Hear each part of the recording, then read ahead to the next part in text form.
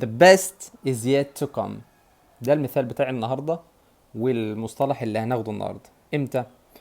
لو انت رحت تقدم في وظيفة او تقدم في شغل او حتى تشتري سيارة وما توفقتش فيها، فاللي قدامك هيقول لك ايه؟ ان شاء الله الخير قادم او خيرها في غيرها او القادم افضل. ازاي بقى نقولها بالانجلش؟ ركز كده.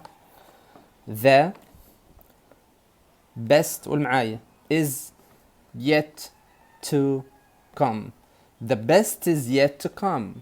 The best is yet to come. قولها تاني. The best is yet to come. The best is yet to come. يعني معناها ايه؟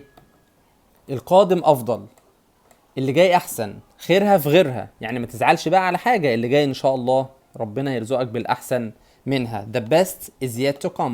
وخلينا نسمعها من النيتيف سبيكر بيقولها ازاي. شوف الامريكان بيقولها ازاي وارجع تاني شوف. The best is yet to come. The best is yet to come. The best is yet to come. The best is yet to come. The best is yet to come. تمام، شفت قالها ازاي؟ The best is yet to come. The best is yet to come. قولها انت كمان. The best is yet to come. خيرها في غيرها، القادم ان شاء الله افضل. اشوفكم ان شاء الله في فيديو جديد ومصطلح جديد. السلام عليكم ورحمة الله وبركاته. The best is yet to come.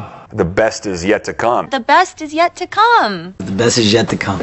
The best is yet to come.